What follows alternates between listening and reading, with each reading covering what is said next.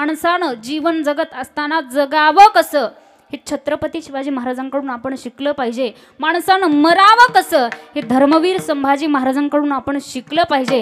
आणि माणसानं जीवन जगत असताना लढावं कसं हे मनोज जरांगे पाटलांकडूनच आपण शिकलं पाहिजे।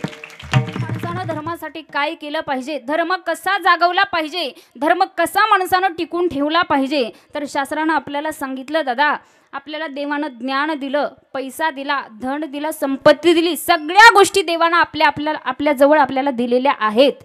मग त्या गोष्टी फक्त स्वतः जवळ जपून ठेवू नका, त्या गोष्टी चांगल्या कामासाठी खर्च करा, त्या गोष्टी दुसऱ्याला द्या। मग ते ज्ञान असेल, पैसा असेल, धन असेल, संपत्ती असेल, कुठलीही गोष्ट आपल्या जवळ असो ती गोष्ट दुसऱ्याला देणं हा तुमचा माझा धर्म आहे।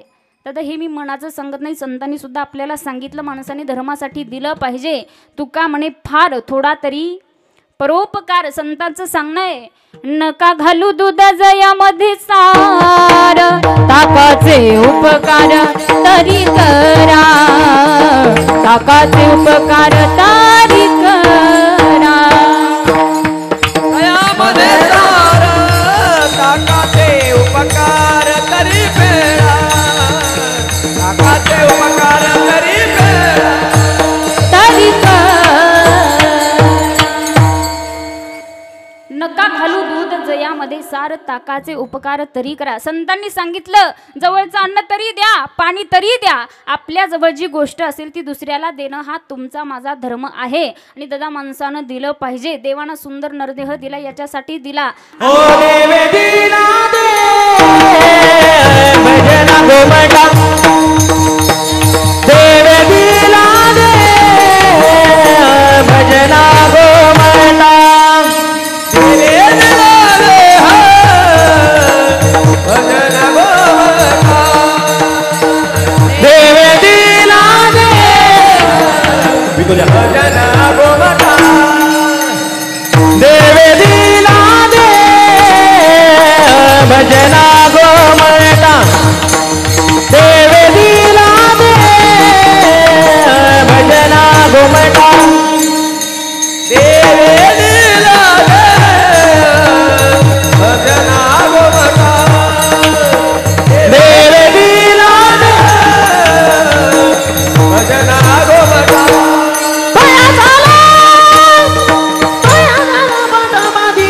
बाधिकेचा बाधिकेचा तोया झाला, तोया झाला पाटा बाधिकेचा बाधिकेचा बाधिकेचा, देवे दिला दे भजना गोमटा, देवे दिला दे भजना गोमटा, देवे दिला दे भजना गोमटा,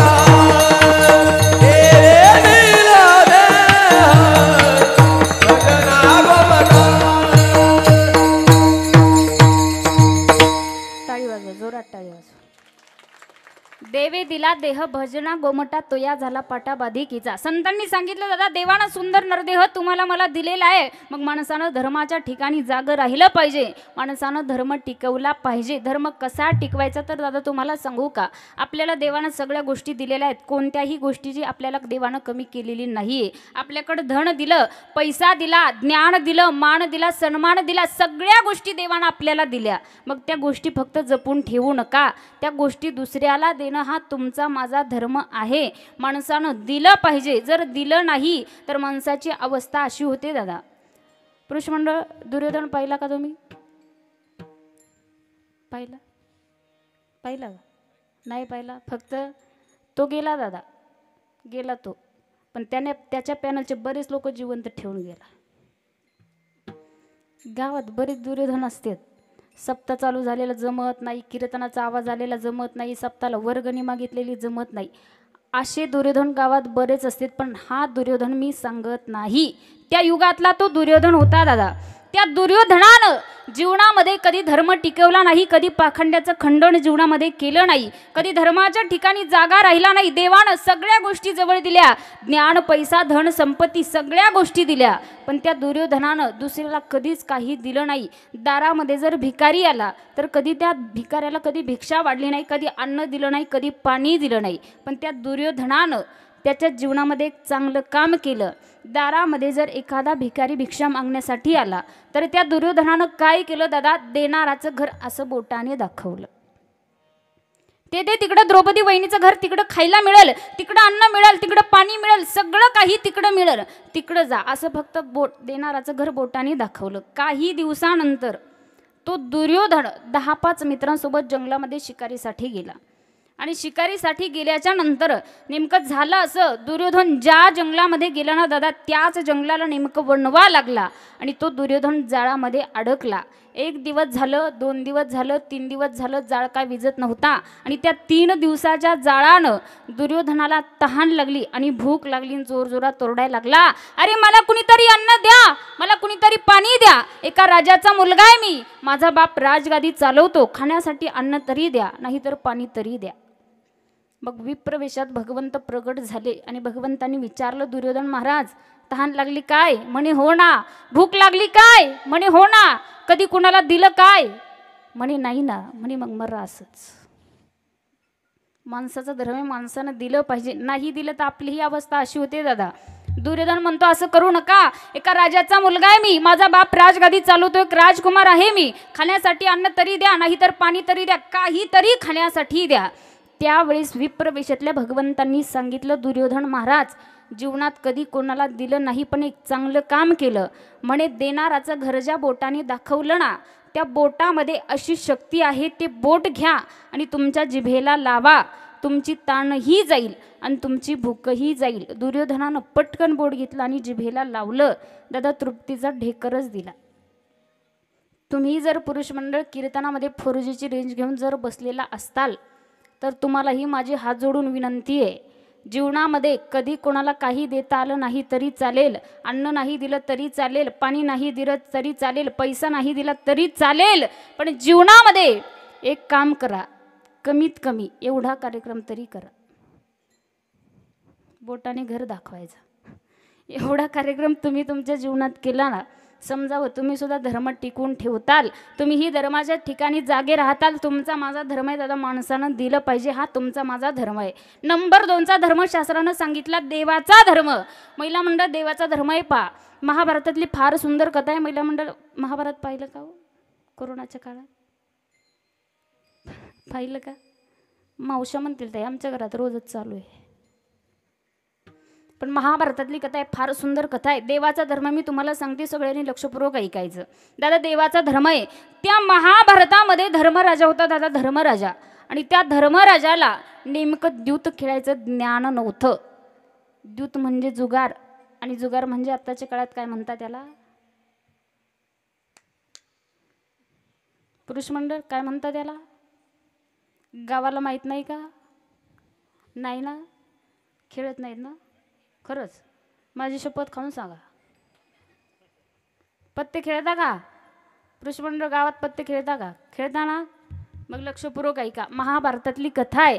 तो धर्मराजा होता दादा, त्या धर्मराजाला द्यूत खेळायचं ज्ञान नव्हतं. आणि त्या धर्मराजानं काय केलं, जरा संदाच्या हाडाच्या कवड्या केल्या आणि शकुनी मामा भांजे म्हणून त्या कवड्या टाकायचे आणि त्यांचा डाव बसायचा.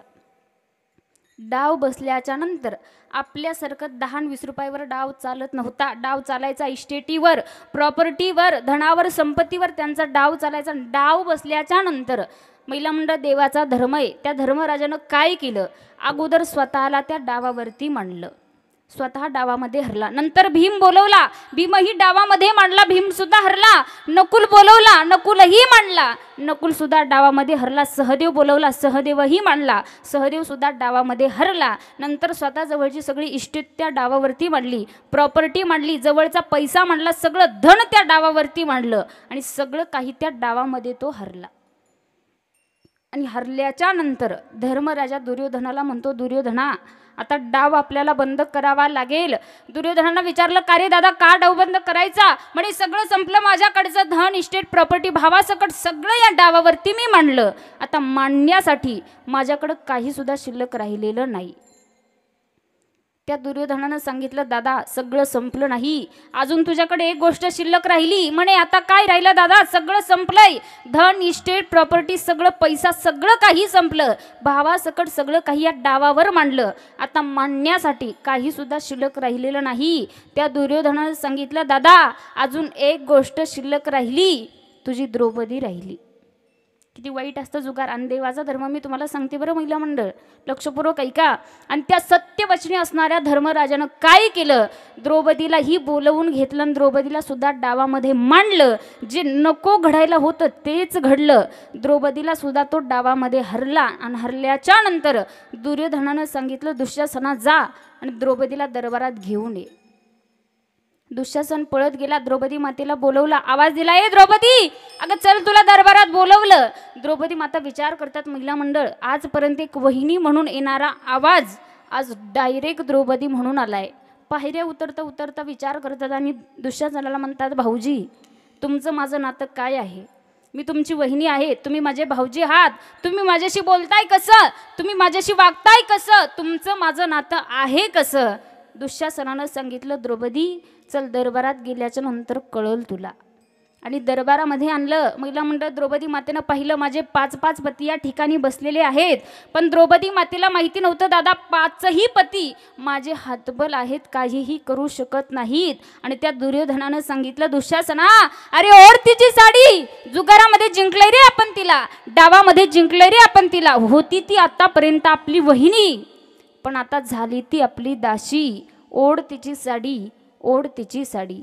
आणि त्या दुःशासनानं द्रौपदी मातेची साडी ओढायला सुरुवात केली. द्रौपदी मातेच्या लक्षात आलं, दादा माझी लाज ओढली जाते, लाजेचं रक्षण करणारं कुणी शिल्लक राहिलं नाही. माझी द्रौपदी मातेनं ती साडी जी होती का, ती साडी दातामध्ये धरली, पण ती काही आवरली नाही. शेवटी 2 हात वरती केले आणि जगाच्या मालकाला आवाज दिला, कोठे गुंतलासी द्वारकेच्या राया, कोठे गुंतलासी द्वारकेच्या राया, कोठे गुंतलासी द्वारकेचा राया, कोठे गुंतलासी द्वारकेचा राया. वेळ का सखया लाविला, वेळ का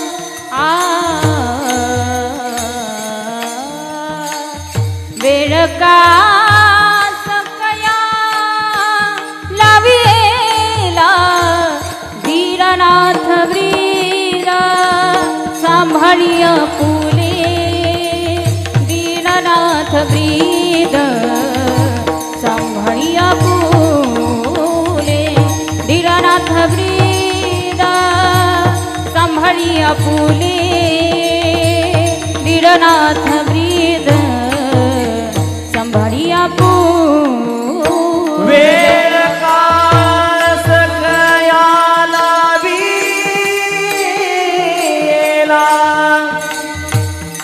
वेळ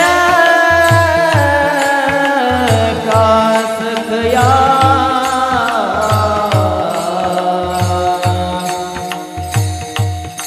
लाविला, लाविला.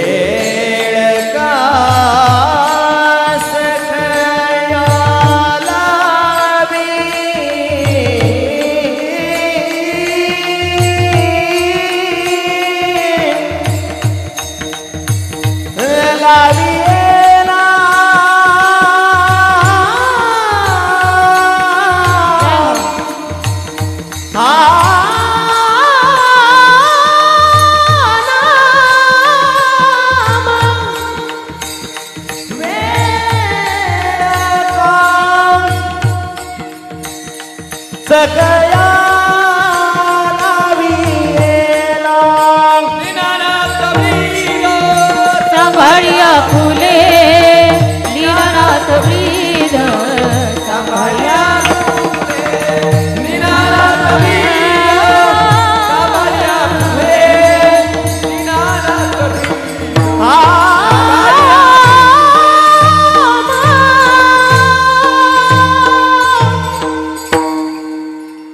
कोठे गुंतलासी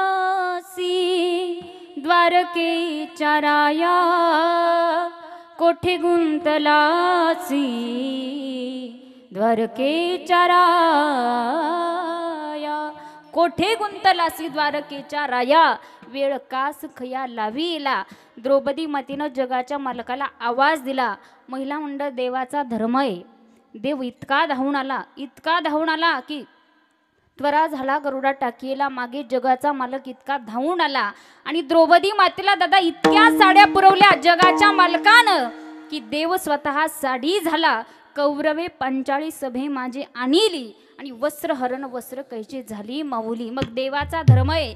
जेव्हा जेव्हा भक्त संकटात पडतो जगाचा मालक तात्काळ धावून येतो. कारण धर्म रक्षवया अवतार घेसी आपुल्या पाळीशी भक्तजना. शास्त्रानं सांगितलं यदा यदा ही धर्मस्य ग्लानी भवती भारत अभ्युत्थानम धर्मस्य तदात्मानं सृजाम्यहम. दादा देवाचा धर्म आहे. भक्त जर संकटात पडला तर देव धावून येतो. हा देवाचा धर्म. तुमचा माझा धर्म सांगितला. देवाचाही धर्म मी तुम्हाला समजावून सांगितला. मग तुकोबारायांना विचारलं तुकोबाराया संताचा धर्म काय? संतांनी धर्मासाठी काय केलं? संतांनी पाखंड्याचं खंडन जीवनात कसं केलं? तुकोबारायांनी सांगितलं अभंगाचं धर्माचे पालन करणे पाखंड खंडन. अभंगाच्या पहिल्या चरणात जगद्गुरु तुकोबारायांनी संताचा धर्म आपल्याला सांगितला. दादा तुकोबाराय सांगतात संताचा धर्म आहे जीवन जगत असताना एखादा व्यक्ती जर वाईट मार्गाला जात असेल त्याच्या जीवनामध्ये जर वाईट कर्म करत असेल तर त्याला चांगला मार्ग दाखवणं हा संताचा धर्म आहे. महिला मंडळ आपल्या सगळ्यांना माहिती आहे वल्ल्या कुळ्यानं जीवनात इतकं पाप केलं पण शेवटी एका संताची संगत झाली आणि वल्ल्याचे वाल्मिकी ऋषी केले. संताचा धर्म आहे. वाईट मार्गाला जाणारा व्यक्ती त्याला चांगला मार्ग दाखवणं हा संताचा धर्म आहे. दादा तुम्हाला सांगू का या जगामध्ये या भारतामध्ये या महाराष्ट्रामध्ये सगळ्यात अगोदर जर धर्म कुणी टिकून ठेवला असेल तर आमच्या संत महात्मा मंडळींनी ठेवलेला आहे. कारण तुम्हाला सांगू दादा संतांनी धर्म टिकवला म्हणून आज प्रत्येक गावात सप्ताह चालू आहेत. प्रत्येक गावात कीर्तन चालू आहे. प्रत्येक गावात नामस्मरण चालू आहे. प्रत्येक गावात कथा चालू आहेत. फक्त संतांनी धर्म टिकवला. संतांनी पाखंड्याचं खंडन केलं आणि धर्माचं पालन केलेलं आहे. सगळ्यात अगोदर संतांनी धर्म टिकवला. पण तुम्हाला थोडंसं मी सांगून जाईल दादा संतांच्या नंतर जर 2 नंबरला धर्म कोणी टिकून ठेवला असेल तर छत्रपती शिवाजी महाराजांनी ठेवलेला आहे. कारण तुम्ही सगळेजण या ठिकाणी बसलात मी या ठिकाणी कीर्तनाला उभी राहिले हे सगळं घडतंय. कीर्तनाचा कार्यक्रम या ठिकाणी घडतोय हे फक्त आपल्यावरती राजांचे असलेले उपकार आहेत. कारण तुम्हाला सांगू दादा कधी कधी कीर्तनामध्ये जर राजांचा इतिहास सांगायला गेलं ना काही काही लोक आम्हाला प्रश्न करतात ताई राजांचा इतिहास कीर्तनात सांगता तुमचे राजे का देव होते का? दादा मला माहिती नाही. छत्रपती शिवाजी महाराज देव होते का नाही मला माहिती नाही.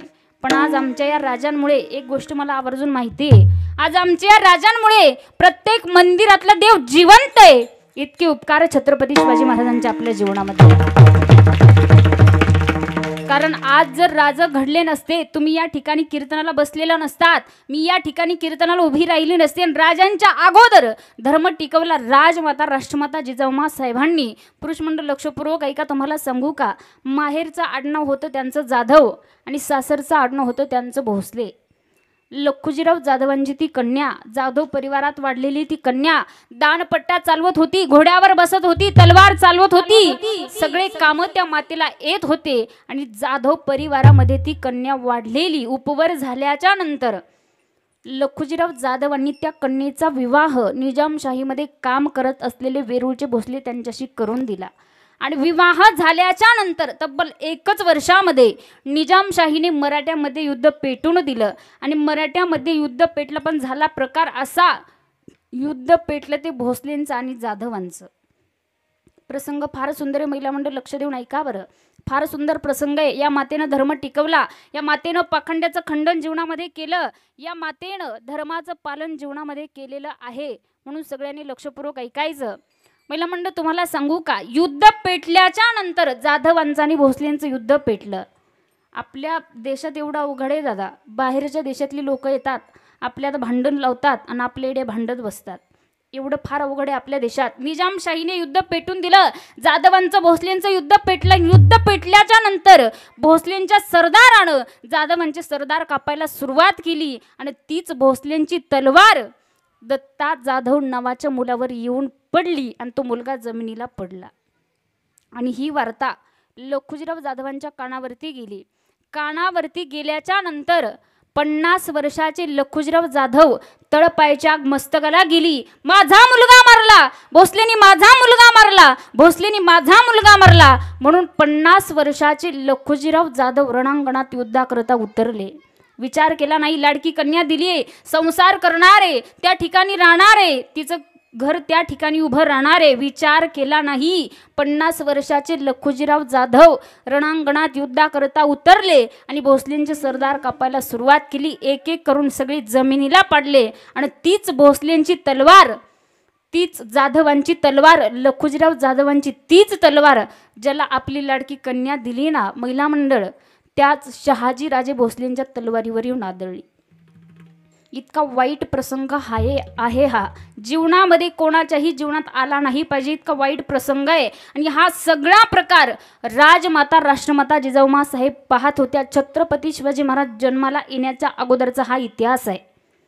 सगळा प्रकार पाहत होत्या. विचार करायला लागल्या, एका बाजूला जन्म देणारा बाप आहे, ज्यानं वाढवलंय, ज्यानं मोठं केलंय, ज्यानं हे जग दाखवलंय, तो बाप एका बाजूला आहे. आणि ज्याच्यासोबत संसार करायचा आहे ते कुंकू एका बाजूला आहे. आता बाप तरी जातोय, नाहीतर कुंकू तरी जातंय. स्वतःच्या मेहनतीने तलवार काढली, दानपट्टा चालवत होत्या, घोड्यावर बसत होत्या, तलवार चालवत होत्या, सगळे कामं त्या मातेला येत होते. आणि त्याच राजमाता राष्ट्रमाता जिजाऊमा साहेबांनी मेहनतली तलवार काढली आणि स्वतःच्या बापाला आडव्या गेल्या सांगितलं, बाबा, ओ बाबा, अगोदर माझा निपात करा, अगोदर माझी वाट लावा आणि नंतर माझ्या कुंकवाची वाट धरा. याच वाघिणीच्या पोटी छत्रपती शिवाजी महाराज जन्माला आले.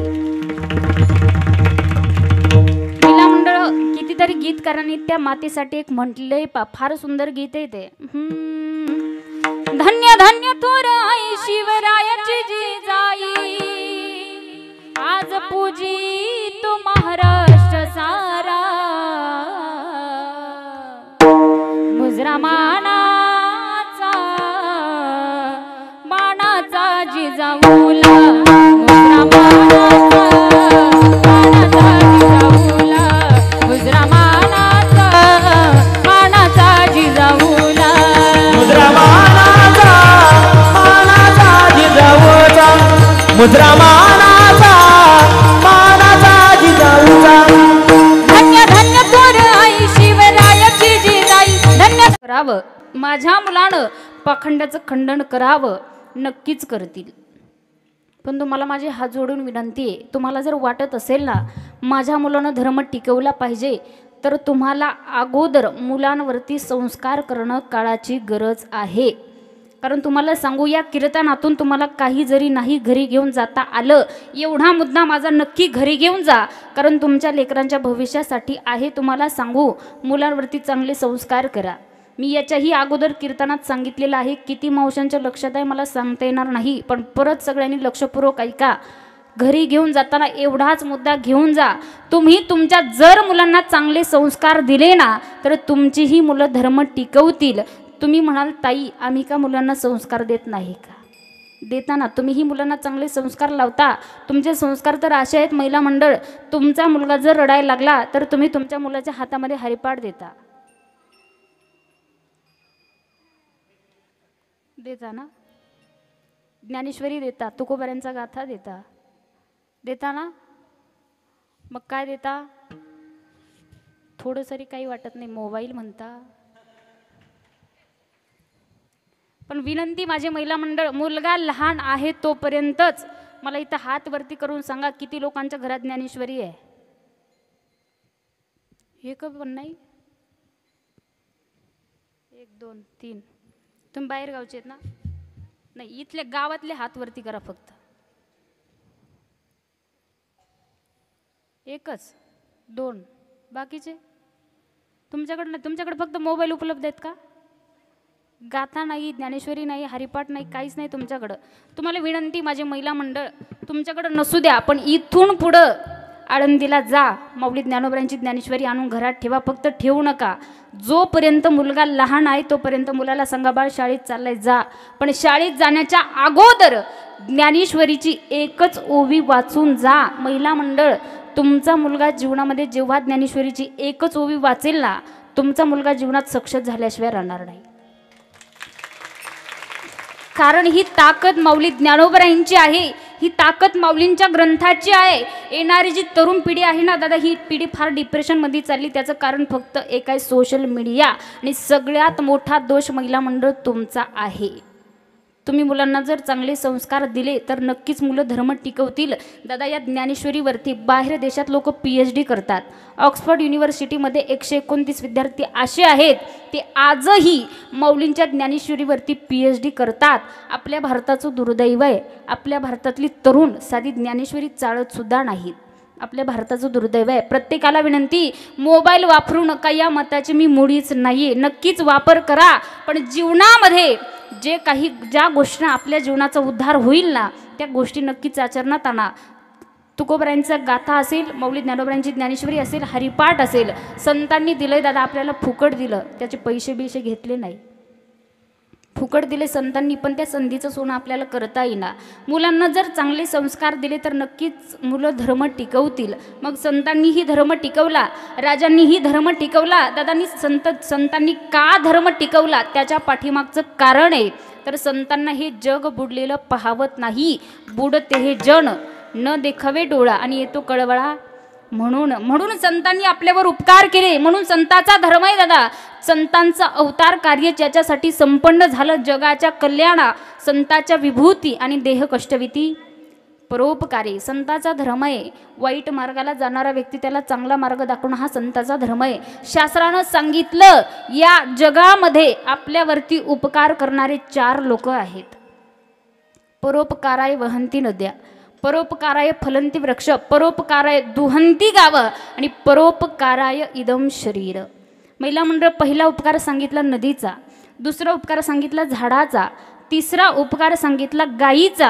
आणि त्याच्यामध्ये चौथा उपकार सांगितला तुमचा आणि माझा नदी आपल्यावर उपकार करत असते महिला मंडळ पण नदीचा उपकार असा आहे तिच्या सानिध्यात येणारे वेली वृक्ष पशुपक्षी जेवढे काही असतील तेवढ्यांनाच ती पाणी देते गावात भरपूर सारा दुष्काळ पडला नदी कधी म्हणते का भांडू नका मी गावात वळसा घेऊन येते असं म्हणते का कधी नदीचा उपकार तेवढाच आहे झाडाचंही तसंच आहे त्याच्या सानिध्यात जाणारे वेली वृक्ष पशुपक्षी जे काही असतील तेवढ्यांनाच सावली देतं तेवढ्यांनाच फळं देतं तेवढ्यांनाच फुलं देतं हा झाडाचा उपकार आहे महिला मंडळ गायसुद्धा आपल्यावरती उपकार करत असते आपल्याला दूध देते शेण देते आणि मेल्याच्या नंतर तिचं कातडसुद्धा गाय आपल्याला देते हा गायीचा उपकार आणि चौथा नंबर सांगितला मनुष्याचा म्हणजे तुमचा आणि माझा आपण जीवन जगत असताना एकमेकांवरती उपकार करत असतो दादा पण आपण लोक इतके विचित्र आहेत आपल्यावर जर एखाद्यानं उपकार केला तर त्या उपकाराची परतफेड अपकाराने आपण करतो आणि कशी करावी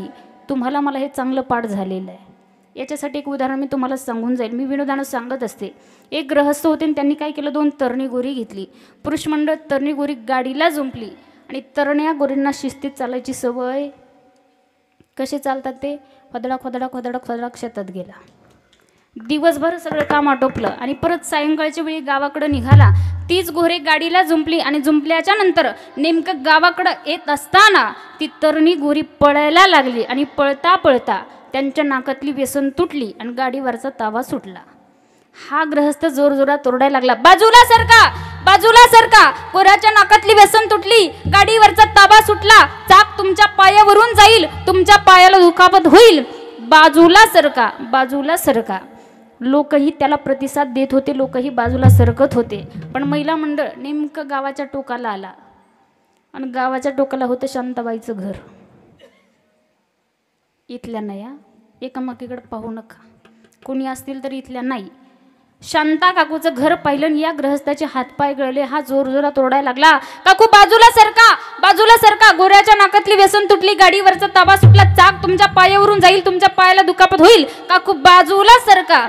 असं म्हणूच तर काकूनं डोक्यावरचा पदर घेतला आणि कमरेला खोचला. काकू म्हणते, रस्ता काय तुझ्या? मी म्हणत नाही, कारण आमच्याकडून एखादा शब्द जरी चुकीचा गेला लोक आम्हाला नावं ठेवतात. काय महाराज आहेत, काय बोलतायत, काय बोलण्याची पद्धत आहे. इथं येऊन उभं राहून बोल, मग कळन तुला. लोक नावं ठेवतात, काय चांगलं बोललं याच्याकडे पाहत नाहीत, पण महाराज चुकतोय कुठं याच्याकडे लोकांचं फार लक्ष असतं. चांगलं किती बोलतात हे पाहत नाही. चला, मला विषय लांबवायचा नाही.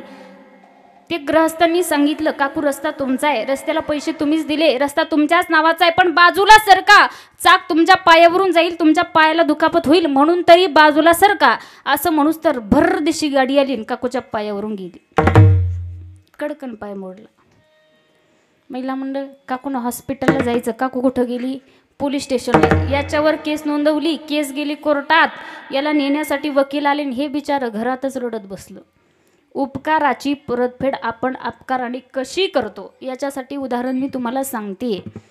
घरात रडत बसलं, वकिलांनी सांगितलं, ग्रहस्थ काळजी करायची गरज नाही, याच्यातून निर्दोष मुक्त तुम्हाला आम्ही करू, पण त्याच्यासाठी काहीतरी पैसे लागतील. म्हणे 30 घ्यायचे तर घ्या, 40 घ्यायचे तर घ्या, पण याच्यातून मला निर्दोष मुक्त करा. ठरलं त्यांचं पैसे देण्याचं. वकिलांनी सांगितलं, ग्रहस्थ उद्या कोर्टामध्ये गेल्याच्या नंतर एकाकडे घरात शांता काकूला उभं केलं जाईल, एकाकडे घरात तुम्हाला उभं केलं जाईल. जज साहेब तुम्हाला प्रश्न विचारतील.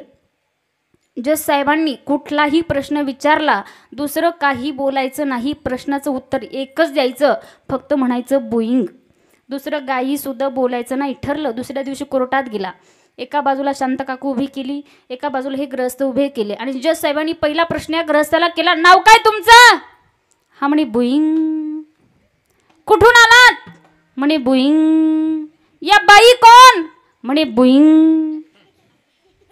शांता काकूची तळपायची आग मस्तकाला गेली. काकू म्हणते, जज साहेब मुर्दा आज बुईंग बुईंग करतोय, काल जोरजोरात ओरडत होता. काकू बाजूला सरका, बाजूला सरका, चाक पायावरून जाईल, पायाला दुखापत होईल, बाजूला सरका. मग मीच त्याला म्हटले, रस्ता काय तुझ्या? कुठं बोलल्या काकू? कोर्टात जज साहेबांच्या समोर. त्यांच्या लक्षात आलं, चूक या ग्रहस्थाची नाही, चूक या बाईची. धरला काकूला टाकलं कष्ट. हे पळतच घरी आलं आणि बायकोला म्हटलं, पटकन कुरडे पापड भजे करण, अगोदर खाऊ दे.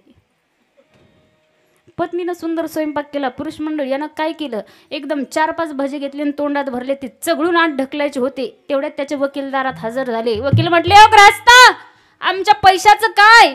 हा म्हणे बोईंग. दादा कीर्तन संपलं, मला बुईंग करू नका म्हणजे झालं.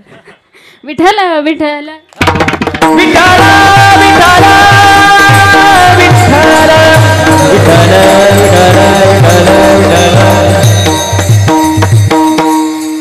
चला दादा, मला एकच सांगायचं, विनोद बाजूला ठेवा. आपल्यावर जर एखाद्यानं उपकार केला तर त्याची परतफेड आपण अपकाराने करत असतो, पण संतांचं तसं नाही. संतांचा धर्म आहे धर्माचे पालन करणे, पाखंड खंडन. तुकोबरायानं प्रश्न केला, का हो तुकोबराया, देवानं सुंदर असा नरदेह तुम्हाला मला दिलेला आहे, मग धर्माचं पालन आणि पाखंड्याचं खंडन जीवनामध्ये करायचं का? तुकोबरायांनी सांगितलं, नाही, अजून एक काम जीवनात करायचं, अभंगाचं दुसरं. हेची आमा करणे काम,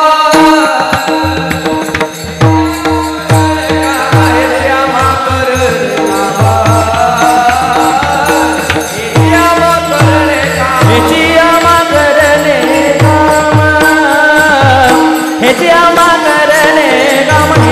करणे काम, हेची आमा करणे काम. बीज वाढवावे नाम, बीज वाढवावे नाम, बीज वाढवावे नाम. हेची आमा करणे काम, हेची आमा करणे काम, हेची आमा करणे काम, हेची आमा करणे, हेची आमा करणे काम, हेची आमा करणे काम, हेची आमा करणे काम, हेची आमा करणे काम. काम काम काम काम काम काम काम. हेची आम्हा करणी काम बीज वाढवावे नाम. अभंगाच्या दुसऱ्या चरणात तुकोबारांनी सांगितलं दादा देवानं सुंदर असा नरदेह तुम्हाला मला दिलेला आहे. मग माणसानं काय करायचं तर भगवंताच्या नामाचं बीज आपल्याला वाढायला सांगितलेलं आहे. देवानं सुंदर नरदेह दिला, सुंदर 3.5 हाताचं आयुष्य दिलं, सुंदर 3.5 हाताचा देह देवानं दिलेला आहे. पुरुष मंडळ तुम्हाला सांगू का आपलं आयुष्य इतकं सुंदर आहे, आपला देह इतका सुंदर आहे. कारण मी सांगत असते life is great movie but no retake but no reason forward system. आयुष्य हा चित्रपट असा आहे की तो आहे त्या पद्धतीनं माणसाला जगता आला पाहिजे. कारण जगाच्या मालकानं दिलंय. हॅलो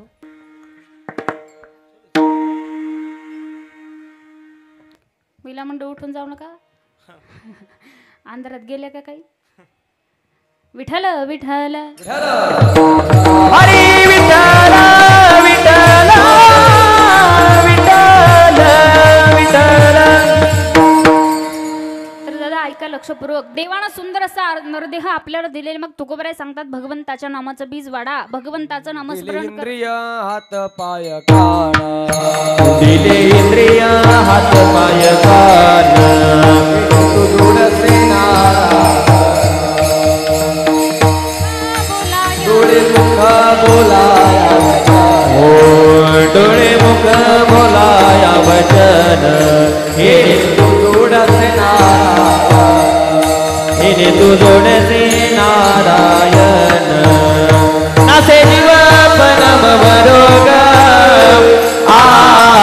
दिले इंद्रिय हात पाय कान दिले इंद्रिय हात पाय हो दिले इंद्रिय हात पाय कान डोळे मुख बोलाया वचन हेने तू जोडसी नारायण.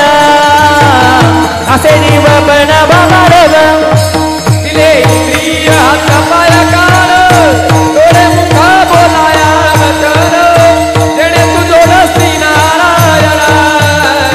असे जीव पण भवरोग भवरोग भवरोग. दिले इंद्रिय हात पाय कान डोळे मुख बोलाया वचन जेणे तू जोडसी नारायण. नासे जीवपण भवरोग. देवानं सुंदर नरदेह दिलाय. संतांचं सांगणे वारंवार नामस्मरण करा, भगवंताची भक्ती करा. कारण हेच काम जीवनात करायचं, भगवंताच्या नामाचं बीज आपल्याला वाढायचं. महिला मंडळ तुम्हाला म्हणत नाही संसार सोडून द्या आणि फक्त परमार्थ करा. अजिबात मी सांगत नाही संसार सोडा परमार्थ करा. संसारही करा पण असा करा. संतांनी सांगितलं संसारी असावे आसोनी नसावे. संसारी असावे आसोनी नसावे. संसारी असावे आसोनी नसावे. संसारी असावे आसोनी नसावे. संसारी असावे आसोनी नसावे. संसारी असावे आसोनी नसावे. संसारी असावे आसोनी नसावे. संसारी असावे आसोनी नसावे. भजन करावे वेळोवेळा. भजन करावे वेळोवेळा. संसारी असावे आसोनी नसावे. संसारी असावे आसोनी नसावे.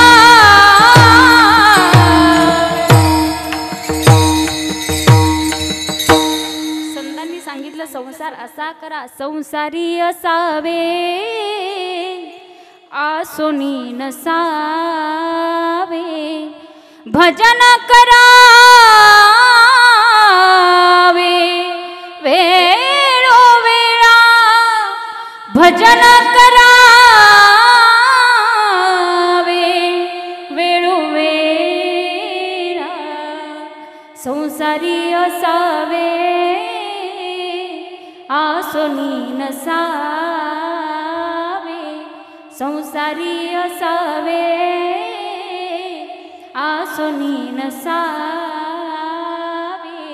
संसारी असावे असूनी नसावे, भजन करावे वेळोवेळा. संतांनी सांगितलं संसार नक्कीच करा, पण भगवंताचं नामस्मरण करा. संसार असा करा पक्षी अंगणी उतरती, ते का गुंतून या राहती, तैसे असावे संसारी आणि जो वरी प्राचनाची दोरी. संतांनी सांगितलं संसार करा, पण संसार करत करत परमार्थही करा, भगवंताचं नामस्मरण करा. कारण तुम्हाला सांगू नामस्मरण का करायचं, तर संतांनी सांगितले या जगामध्ये सगळ्यात श्रेष्ठ आणि सगळ्यात मोठं भगवंताचं नाम आहे. माऊली ज्ञानोबराय सांगतात, ज्ञानदेव पुसे निवृत्तीशी चाड आणि गगनाहुनी वाढ. नाम इतकं श्रेष्ठ भगवंताचं नाम, त्याच भगवंताच्या नामानं नामसंकीर्तन साधन पै सोपे आणि जळतील पापे जन्मांतरीची, जन्मोजन्मीचं पाप भगवंताच्या नामानं जळून खाक होतं. कारण मी मनाचं सांगित नाही, संतांनी अजून एक पुरावा दिला, अजून एक प्रमाण दिलं. घेताना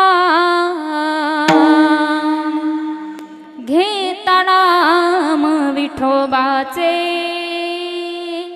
पर्वत जळती पापा, पर्वत जळती पापाचे हो, पर्वत जळती पापाचे हो. घेता नाम विठोबाचे, घेता नाम विठोबाचे हो, पर्वत जळती बाबाचे, पर्वत जळती बाबाचे. ऐसा नामाचा महिमा, ऐसा नामाचा महिमा, वेदशिनला झाली सीमा. घेता नाम विठोबाचे, विठोबाचे, विठोबाचे. पर्वत जळती बाबाचे, पर्वत जळती बाबाचे, पर्वत जळती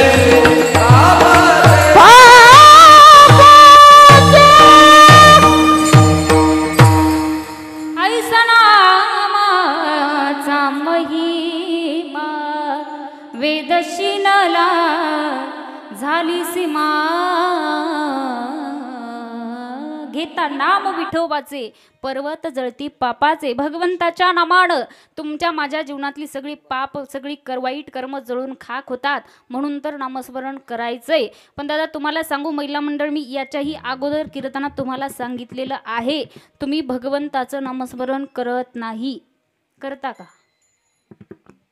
नामस्मरण? करता? पुरुष मंडळ घरी बोलतात का वया? घरी बोलता का? घरी बोलू देत नसतील. हा, इथं बोलायला काही अडचण? काही इकडे काही पद्धत आहे कीर्तनात मौन धरायची? नाही ना, मग बोला. तुम्ही नामस्मरण करता? किती तास करता? कधी मधी? रोज नाही करत? माझी शपथ खाऊन सांगा, करता का? मी मेले तर मेले, जाऊ द्या. करता नामस्मरण? नाही करत. पण तुम्हाला सांगू, मी रोज एक मुद्दा कीर्तनात म्हणते, कारण लोकांना समजलं पाहिजे दादा आपण किती चुकीच्या मार्गाने चाललो, आपण किती वाईट मार्गाने चाललेलो आहोत. तुम्ही नामस्मरण करत नाही महिला मंडळ. मला फक्त माझ्या एका प्रश्नाचं उत्तर द्या. मला सांगा, तुम्ही संसाराच्या पाठीमागं लागल्या की संसार तुमच्या पाठीमागं लागला? ब्रह्मचारी तुम्ही, मग का बोलत नाही? तुम्ही बरोबर बोलता, फक्त जोरात बोला. तुम्ही संसाराच्या पाठीमागं लागले की संसार तुमच्या पाठीमागं लागला. तुम्ही चुकीचं सांगितलं, तुम्हाला काही शिक्षा भिक्षा मी देणार नाही, फक्त बोला. घरी जाऊ, गाडी जवळ आहे माझी, जाऊ का? काही अडचण आहे का बोलायला? पुरुष मंडळ तुम्ही सांगितलं की यांना बोलू नका, नाही सांगितलं, मग का बोलत नाही? तुम्ही संसाराच्या पाठीमागं लागले की संसार तुमच्या पाठीमागं लागला. हा, तुम्ही लागला की संसार लागला. काय करू तुमच्या पुढं आता मी? पुरुष मंडळ जाऊ द्या, त्या नाही बोलत, तुम्ही सांगा. तुम्ही संसाराच्या पाठीमागं लागले की संसार तुमच्या पाठीमागं लागला.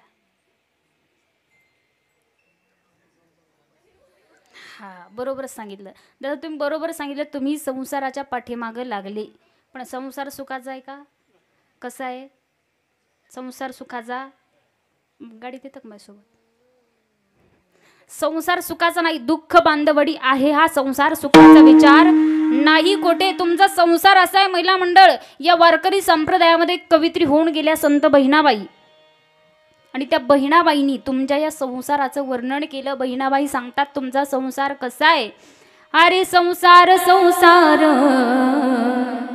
जसा तवा चुल्ह्यावर, आधी हाताला चाटाके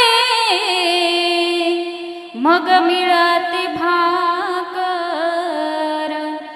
अरे संसार संसार जसं कपा बशीचा घर, बशी बसे जागेवर, बशी बसे जागेवर, कप हिंडे दारोदार. अरे संसार संसार जसं तवा चुल्ह्यावर, आधी हाताला चाटाके मग मिळते भाकर. बहिणाबाईंनी सांगितलं संसार असा आहे. बशी निवांत बसलेली बरं का बशांनो, बशी निवांत फुटली की संपली. बशीचं काम एवढंच आहे, पण या कपाची फार फजिती. मावशांनो कपाचा कान तुटला तरी कपाला सुट्टी देत नाही. देता का? कपाचा कान तुटल्याच्या नंतर कपामध्ये इकडं काय भरता? हिरव्या मिरच्याचा. काय पटकन सांगितलं तुम्ही?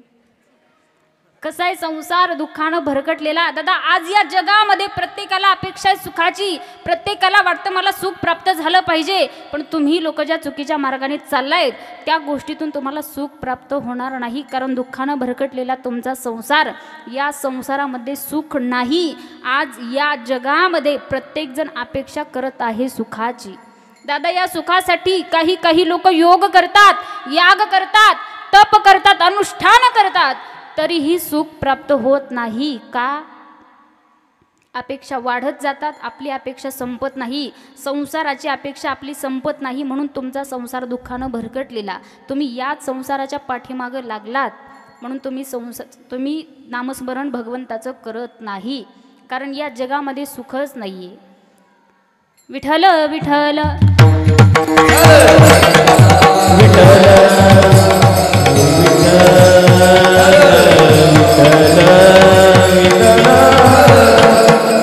महिला म्हणलं तुम्ही लोक संसाराच्या पाठीमागं लागले, तुम्ही नामस्मरण करत नाही. संतांनी सांगितलं संसार किती दुःखाचा आहे, किती दुःखानं भरकटलेला आहे.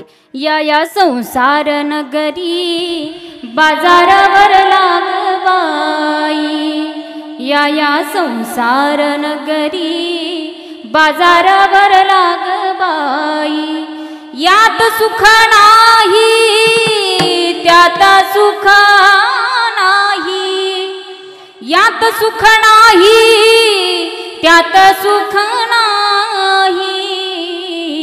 या संसार नगरी बाजारावर लागबाई, या संसार नगरी बाजारावर लागबाई. संतांनी सांगितलं संसार दुःखाचा आहे. तुम्ही लोक या संसाराच्या पाठीमागे लागले, तुम्ही नामस्मरण करत नाही. पण हात जोडून विनंती आहे, जीवनामध्ये भगवंताच्या नामाशिवाय तुमच्या माझ्या जीवनाला पर्याय नाही.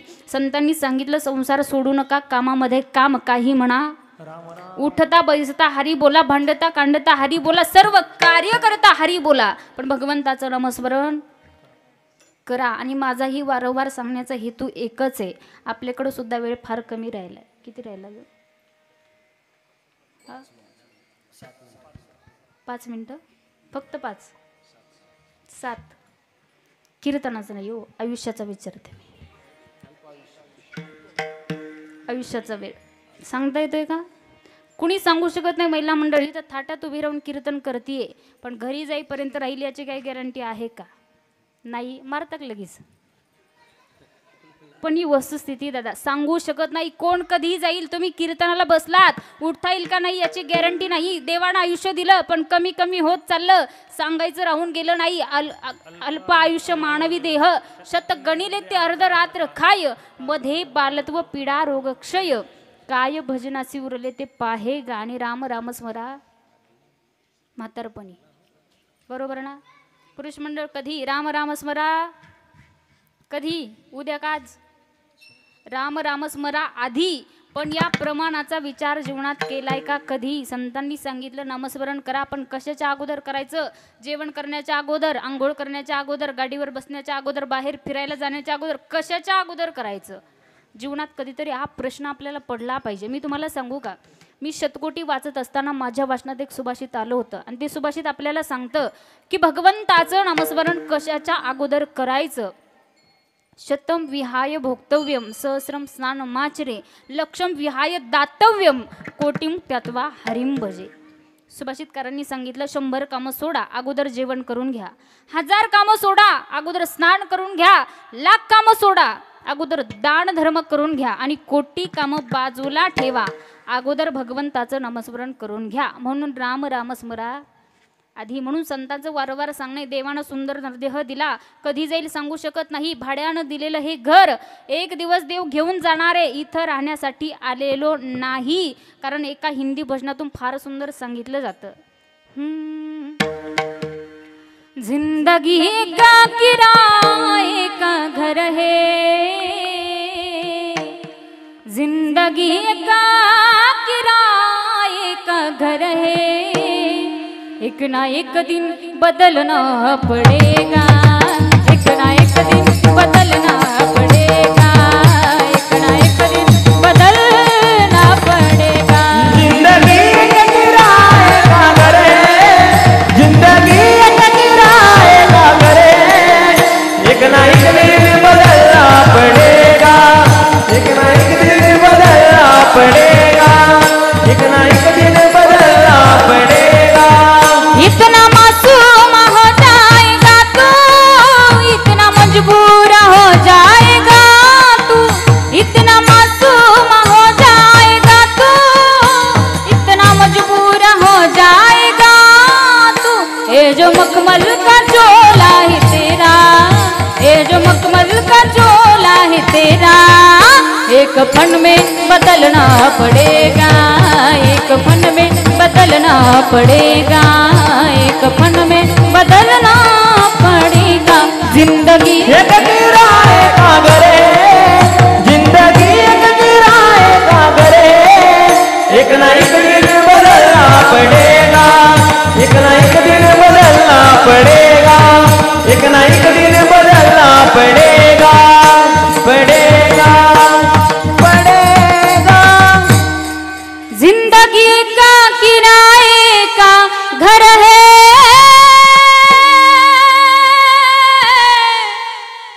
एक ना एक दिन बदलना पड़ेगा. मौत जब तुझे को आवाज देगी,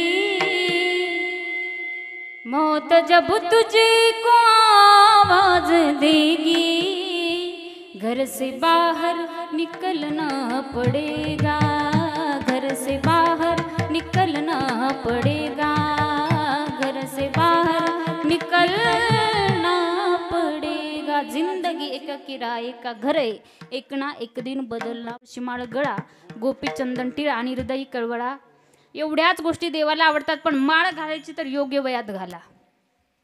80 वर्षाची झाली, सगळी दात पडली, आता चावणच गेलं, तरी आम्हाला माळ घालायची. जमणार आहे का? अजिबात जमणार नाही. योग्य वयात घालायची तर घाला. महिला मंडळ, तुम्हाला एक माझं सांगणं आहे, तुम्ही मुलाच्या गळ्यात माळ नाही घातली तरी चालेल, पण मुलीच्या गळ्यामध्ये नक्कीच घाला. कारण मुलीच्या गळ्यात माळ घालण्याचा फायदा इतका मोठा आहे. मुलगी काय करते, माहेरी आहे तोपर्यंत इकडच्या 42 पिढ्या आणि सासरी गेल्याच्या नंतर तिकडच्या 42 पिढ्यांचा उद्धार मुलगी करते, पण तिच्या गळ्यात माळ घातली तरच करते. म्हणून मुलीच्या गळ्यात नक्की माळ घाला. दादा, मी असंच माझं इकडे कीर्तन होते का साईडला, आणि कीर्तनात सांगितलं योग्य वयात माणसानं माळ घातली पाहिजे. कीर्तन संपल्याच्या नंतर एक 75 वर्षाची म्हातारी माझ्याकडे आली. मला म्हणे, ताई तुमच्या हातानं मला माळ घालायची. म्हटलं आजी, मी इतकी मोठी नाही की मी तुम्हाला माळ घालावी. आजीला म्हटलं, आजी तरुणपणी माळ घातली नाही का? आजी म्हणे, ताई 15 वर्षाची होती का तेव्हा गळ्यात माळ घातली होती, पण ज्या गुरुच्या हातानं घातली तो गुरु मेला, मग ती माळ मी काढून टाकली. परत 25 वर्षाची झाले ताई, 25 वर्षाची असताना सुद्धा गळ्यात माळ घातली. ज्या गुरुच्या हातानं घातली तोही गुरु मेला, ती सुद्धा माळ मी काढून टाकली. म्हणे ताई परत 50 वर्षाची झाले तेव्हाही गळ्यात माळ घातली. ज्या गुरुच्या हातानं घातली तोही गुरु मेला, ती सुद्धा माळ काढून टाकली. ताई आता तुमच्या हातानं घालायची. आजीला म्हटलं आजी आता माझा बी नंबर लावता का. माणसं योग्य वयात परमार्थ करायचं आणि योग्य वयातच गळ्यामध्ये पवित्र तुळशीची माळ घालायची. कारण मेल्याच्या नंतर सोबत येणाऱ्या या दोनच गोष्टी, बाकी सगळं इथं ठेवून जायचं आहे. म्हणून तुकोबराय सांगतात, हेचे आम्हा करणे काम आणि बीज वाढवावे नाम. भगवंताच्या नामाचं बीज वाढायचं आणि परमार्थ करत असताना, भक्ती करत असताना, नामस्मरण करत असताना जर तुम्हाला कुणी आडवा येत असेल तर त्याला त्याच्याच भाषेत उत्तर द्या. तुकोबाराय सांगतात, आपण भगवंताचं नामस्मरण सोडू नका. देवानं सगळ्याला 2 हात दिलेले आहेत. पुरुष मंडळ आणि महिला मंडळ सगळ्यांनी एकदा प्रेमानं 2 हात वरती करून भजन करायचं. लगेच सेवेला पूर्णविराम देणारे, अजून फक्त 10 मिनिट तुमचे घेणारे आणि पूर्णविराम देणारे हात उंच करा. जे हात उंच करत नाही त्याला त्याच्या शेजाऱ्याची शपथ. शेजारी सांभाळा. मी पत्रिकेवरती काकांचा फोटो टाकलाय म्हणून एक 10 मिनिटं मी विषय मांडते आणि सेवेला पूर्ण विराम देते. कारण काय होतं, कधी कधी पत्रिकेवर फोटो टाकला मी जर कीर्तनात बोलले नाही तर लोक आम्हाला बोलतात. कारण असंच एका ठिकाणी इथं वैतागवाडी म्हणून गाव आहे, त्या गावात गेले, पत्रिकेवर काकांचा फोटो होता. नेमकं माझ्याकडनं विसरलं काकांवरती बोलायचं. कीर्तन संपल्याच्या नंतर अर्धा तास लोक मला भांडत होते. त्याच्यामुळे फक्त 10 मिनिटं घेते सेवेला पूर्ण विराम देते. सगळ्यांनी फक्त ऐकायचं. आपल्या सगळ्यांना माहिती दादा की काका समाजासाठी लढत आहेत, जेणेकरून आपला जो गोरगरिबांचा समाज आज मागं पडलेला आहे, मराठा समाज आज मागं पडलेला आहे, याच समाजाला कुठेतरी आरक्षण मिळावं आणि आपली हीच गोरगरिबांची लेकरं आज कुठेतरी उंच पदावर जावीत म्हणून काका समाजासाठी लढत आहेत. महिला मंडळ तुम्हाला सांगू का, या माणसानं घर सोडलेलं आज तब्बल 10 महिने होत आले. फक्त समाजासाठी संघर्ष केला जीवनात, फक्त समाजासाठी. आपला जो मराठा समाज आज मागं पडलेला आहे, या समाजाला कुठेतरी आरक्षण भेटलं पाहिजे. तुम्हाला सांगू दादा, मी काकांसाठी एक वाक्य नेहमी वापरत असते, कारण ते वाक्य त्यांना फार सूट होतं. वाक्यच असं आहे, या जगामध्ये, या भारतामध्ये, या महाराष्ट्रामध्ये आजपर्यंत आले किती, गेले किती, उडून गेले भरारा. आले किती, गेले किती, उडून गेले भरारा. पण सरकारलाही सांगा संपला नाही आणि संपणार सुद्धा नाही मनोज जरांगे पाटलांचा दरारा. मनोज जरांगे पाटलांचा दरारा. कारण इतका संघर्ष केला फक्त आपल्या मराठा समाजासाठी. 17 दिवस उपोषण केले या माणसानं. महिला मंडळ येताना पत्नीला सांगून आलो तर तुझा, गेलो तर समाजाचा, कुंकू पुसून तयार राहा. दादा स्वतःच्या वडिलांना सुद्धा सांगून आले येताना, 4 मुलं आहेत तुम्हाला, एक मुलगा समाजासाठी गेला म्हणून सोडून द्या, त्याला रेंजमध्ये धरू नका. इतका संघर्ष या माणसानं जीवनात केलाय फक्त आपल्या समाजासाठी, आपल्या मराठा समाजाला कुठेतरी आरक्षण मिळावं. कारण महिला मंडळ आपलीच मुलं असतात, जीवनात फार अभ्यास करतात. MPC UPC करणारी जी मुलं आहेत ना, तालुक्यावर जिल्ह्यावर शिकण्यासाठी जातात, खूप सारा अभ्यास करतात दादा. पण जेव्हा मेरिट लागतं ना, आपल्याच मराठा समाजाच्या मुलांना बाजूला फेकलं जातं. फक्त आपल्याला आरक्षण नाही आहे. प्रत्येकाला हात जोडून विनंती आहे, एकत्र आलात आरक्षण मिळेपर्यंत एकत्र टिकून राहा. कारण ही जर संधी आता गेली तर परत जीवनात कधी आरक्षण आपल्याला मिळणार नाही. आता नाही तर परत कधीच नाही. म्हणून सगळे आलात एकत्र टिकून राहा. कारण काकांनी इतका समाज एकत्र केलेला इतकी सोपी गोष्ट नाही. 450 वर्षापूर्वी ज्यांनी दिल्लीचं तख्त हलवलं होतं ते छत्रपती शिवाजी महाराज होते. 450 वर्षापूर्वी ज्यांनी दिल्लीचं तख्त हलवलं होतं ते छत्रपती शिवाजी महाराज होते. पण आज याच कलियुगात दिल्ली हलवणारे मनोज जरांगे पाटील. फक्त संघर्ष केला फक्त समाजासाठी. दादा त्यांच्यावरती एक छोटंसं गीत मी तयार केलेलं, तेवढं गीत म्हणते आणि सेवेला पूर्णविराम देते. आरक्षणाचं आणि हक्काचं दिसाज उजडलं, आरक्षणाचं आणि हक्काचं दिसाज उजडलं. एका जरांगे पाटलानं सार सरकार हलवलं, एका जरांगे पाटलानं सार सरकार हलवलं, सार सरकार हलवलं, जरांगे पाटलानं सार सरकार हलवलं. हो शिवरायांचा मावळा खरा, आईच्या पोटी जन्मला हिरा.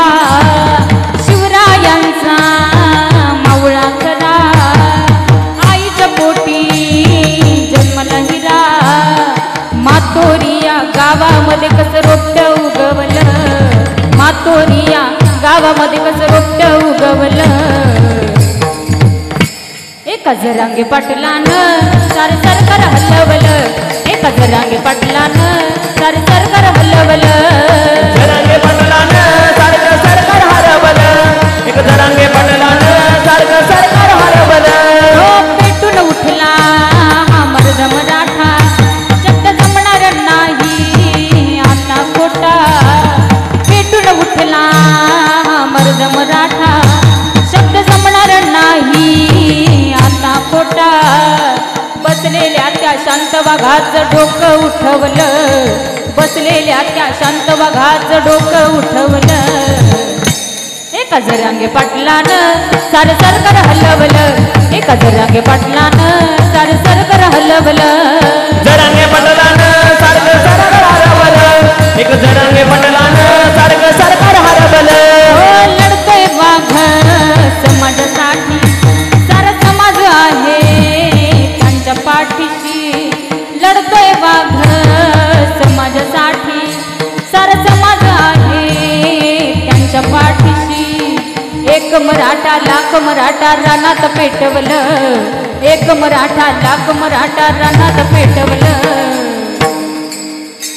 एका जरांगे पाटलानं सारे सरकार हलवलं, एका जरांगे पाटलानं सारे सरकार हलवलं, एक जरांगे पाटलानं सारखं सरकार हरवलं, जरांगे पाटलानं सारखं सरकार हरवलं. हो आरक्षणाचं आणि हक्काचं दिसाज उजडलं, आरक्षणाचं आणि हक्काचं दिसाज उजडलं, एका जरांगे पाटलानं सारं सरकार हलवलं, एका जरांगे पाटलानं सारं सरकार हलवलं, एक जरांगे पाटलानं सारखं सरकार हरवलं, एक जरांगे पाटलानं सारखं सरकार हरवलं, सारं सरकार हलवलं, सारं सरकार हलवलं.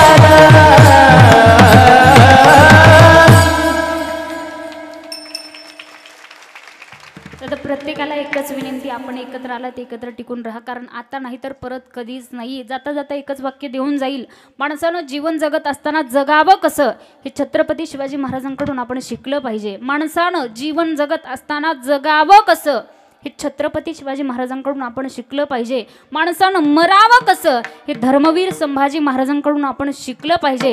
आणि माणसानं जीवन जगत असताना लढावं कसं हे मनोज जरांगे पाटलांकडूनच आपण शिकलं पाहिजे.